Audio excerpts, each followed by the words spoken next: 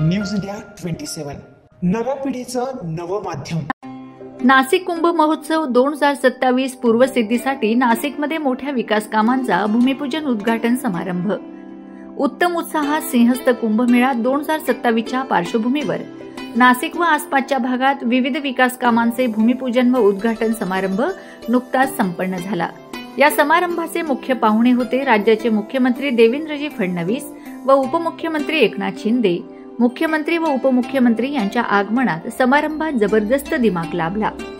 विशेषतः शहरातले सुमारे 41.227 किलोमीटरचे नवीन रस्ते, 5 नवीन फुलांचे प्रकल्प तसेच सुमारे 3400 कोटी रुपयांच्या गुंतवणुकीचे एकूण 26 प्रकल्प यावेळी विधिवत उद्घाटन व भूमिपूजन करण्यात आले।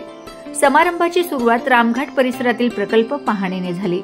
यानंतर ब्राह्मण वृंदांच्या साक्षीने विधीपूर्वक पूजन करण्यात आले व मुख्य अतिथींनी खुद्द कुदळ मारून जमिनीचं पूजन करून पुढील बांधकामासाठी संकेत दिले। सुमुहूर्तमस्तु। या ठिकाणी माननीय मुख्यमंत्री देवेंद्रजी फडणवीस साहेब यांच्या शुभ हस्ते या जो भूमिपूजन सोहळा संपन्न होतोय त्याचा श्रीफळ वाढवून त्यांनी शुभारंभ केला आणि यावेळी उपस्थित होते मंत्री गिरीश महाजन, विभागीय आयुक्त आणि इतर अनेक अधिकाऱ्यांचा मोठ्या संख्येने सहभाग होता। या कार्यक्रमातून येणाऱ्या मेळापूर्व तयारीचा पाठ दिसून येतो। संबंधित प्रकल्पांची वेळेवर अंमलबजावणी आणि दर्जापूर्ण कामाकडे सरकारचे विशेष लक्ष असल्याचे वातावरण पाहायला मिळाले।